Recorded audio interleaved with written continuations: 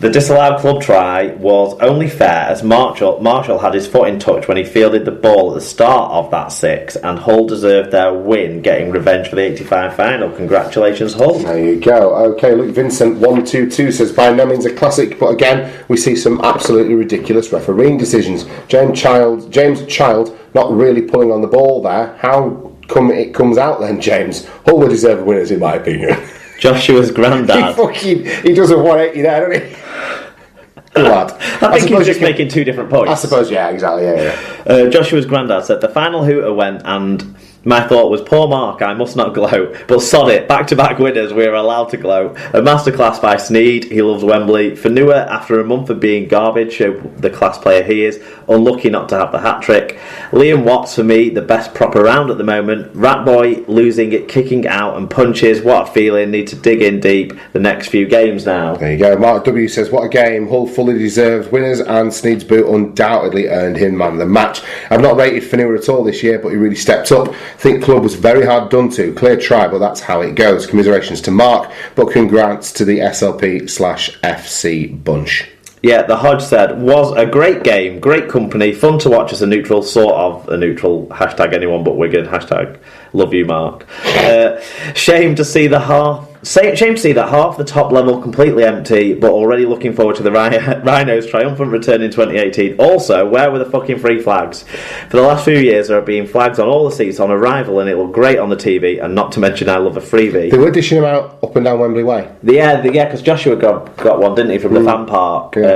So they were giving them out, and lots of people had them in the stadium, just not half the stadium like last time. Yeah. But anyway, yeah. There you go, Phil Naden. Wow, he had a big day, didn't he? Said, what a day. Sambuca, pasties and a win. Angry I missed meeting up with the SLP family. It was hard work juggling between my own family and the SLP guys. Well, you made the right choice, mate. Family comes first. The game was as stressful as last year. Some great defensive play from both teams, but Hull still refused to chase kicks. Wigan had some good attacking play with fast hands, and even the ref had a reasonably good game and let the game run for most of the match. Brendan Loftus at BP Loftus said, Hull fan, but I'll try not to be too biased. Hull were the better team for most of the game, although if Wigan had played their last 15 minutes rugby earlier, they might have won.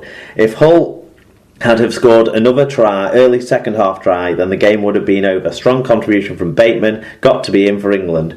And it's the ball carrier's responsibility to hold the ball, as it is the decoy runner's responsibility to not block defenders.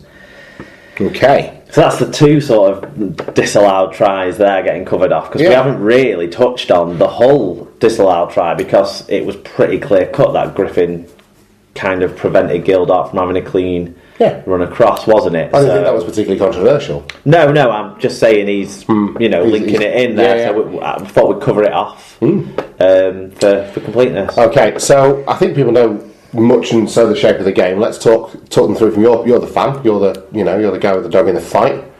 What did you make of it? Early days? I know we talked about this earlier with Sarah, but perfect start for you guys. Not really, because the first kick of the game was absolute dog shit, wasn't it? Well, it was from Williams, and actually I'm being harsh on him there, because it was just a yard too strong rather than like 4 yards too strong like every kick Luluai put in after his first one, which worked out for us. I had two. Steve's first kick was shit as well, weren't it? Yeah. Garbage. Yeah. Went dead in goal, caught by Gelling on the full. Pressure though, isn't it? It's an adrenaline-filled situation. I actually had a couple of quid with Cass about the kick-off going out on the full.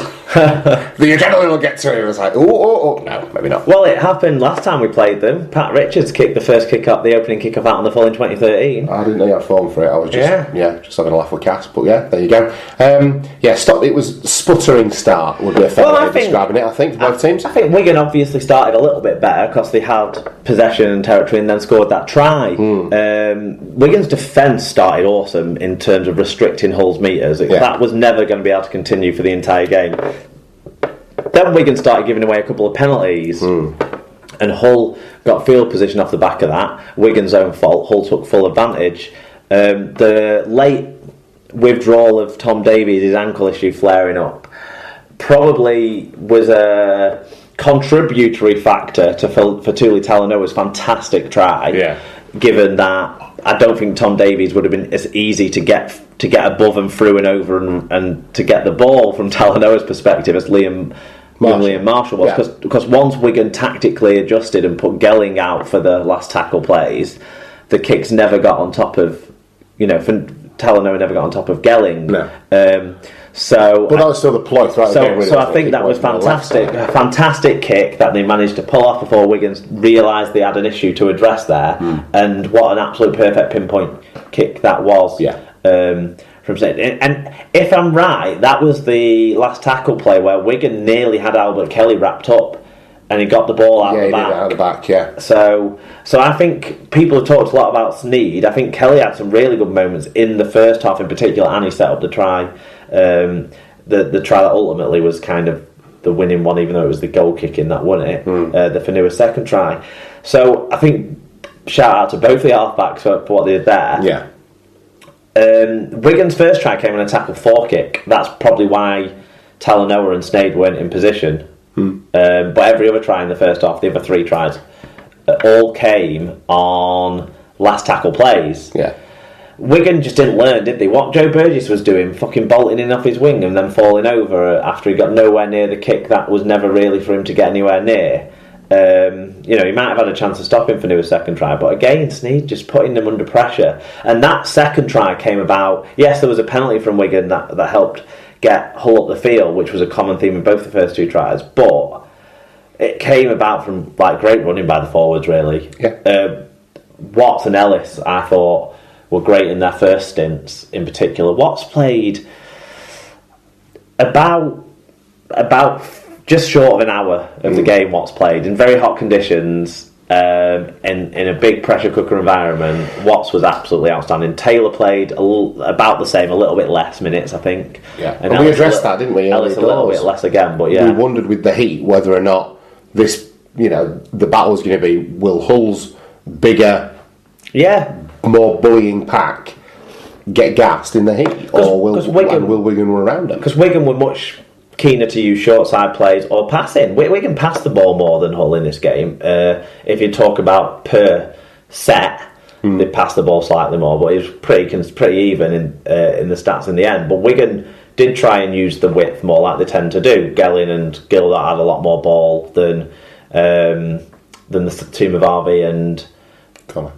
Griffin and then Connor, but I think Griffin was the only one of the Hull outside backs that wasn't three-quarter line that wasn't very good in the game.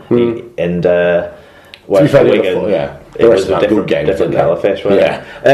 I think the next thing to talk about in the first half will have been Sam Tompkins' knock-on. Then there was a bit of a scuffle. I'm not sure if I don't think Tompkins landed any sort of punch on anyone, but either Sam Powell or Gelling got a little bit of a back of an hand on Sneyd's face, but it all came after Sam Tompkins' head had been treated a little bit by Sneyd and Harvey. If you actually watch the replay of it again, Sneyd's tackle comes right off the top of Tompkins' head. So I don't know how before Tompkins then stretches out to lose ball. I don't know how that wasn't a penalty from the match officials, if I'm perfectly honest, but it wasn't. These are the shakes, and Sam Tompkins lost control of the ball and then took exception to Talanoa whacking him around the back of the head as he went to get up, which is all understandable. He was annoyed at himself for what's going on, so a little bit of fisticuffs there. Probably not as much in it actually watching it back as I felt like there was at the time. Yeah, but I don't think that actually helped Wigan at all. It helped Hull. Because Sneyd then was determined to, actually punish Wigan properly rather than with eye shots. Yeah. The best try of the game for me was Gildart's try. The best build-up. It went all the way across the pitch through hands. George Williams absolutely terrified his opposite defenders before having so many options for the only real time, lots of options, and hitting those options right. So it went. It was a good try for me. I prefer the Albert Kelly Mahi Fanua second try.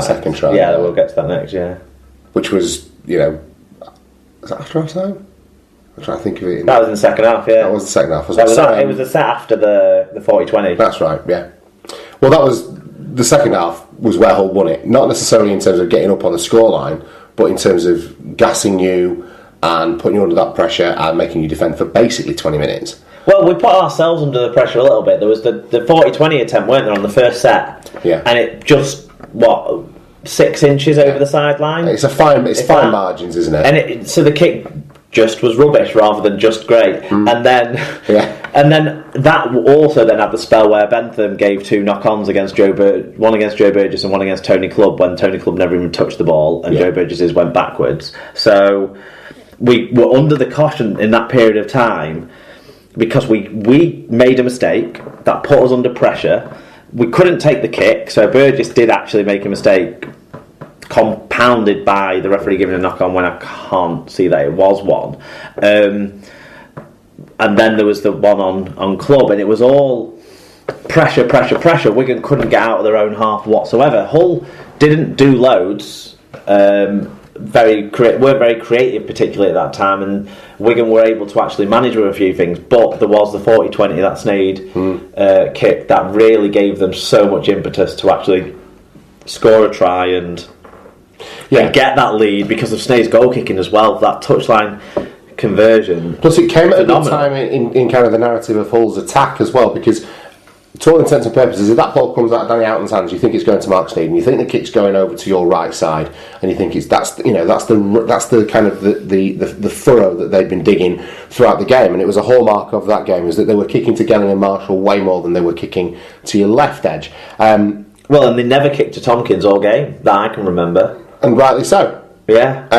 But in terms of, so when you're expecting one thing, they do completely the other, and the ball goes into Albert Kelly's hands. He gets a lovely deft pass away, and Mark Hayfinham's presence of mind to keep his feet in play under that amount of pressure to get that finish out was phenomenal for me. It was a very good finish. You can almost see in slow motion. You can see the cogs turning, and you watch where he places his right foot on the outside. And he gets himself airborne and gets the ball down, and he does a tremendous job because there is presence of mind there, without which he would have been very easily bundled in a touch. So he uses his low centre of gravity, some phenomenal strength, and then a real ruby brain to keep himself in play to get over for that. Yeah, from my Wigan fan perspective, Joe Burgess could have put a stronger hit on him, but Fanua rode the tackle so well, finished it so well. You'll notice I'm not keen to Wigan bash on this one. I'm giving him, I'm just saying this is how I would be. Look, I'm devastated, Tom. Yeah, of course. I'm devastated. That you don't need me to fucking kick you while you're down, then, do you? But that period of the game, that try, like you say, was really good play, clever stuff, and great finish. And when Brendan said about that, if Wigan had started playing the way they played towards the end a little bit earlier, well, we'd had a very similar play in the first half go wrong. That was very similar to the play in the second half that Joe Burgess, which we'll get to in a bit. So we had tried to get it wide a few times earlier on. It's just Hull were better at recovering and stuff earlier on. Yeah. Hull's forwards were so powerful in the second part of the first half, and then most impressively the first part of that second half.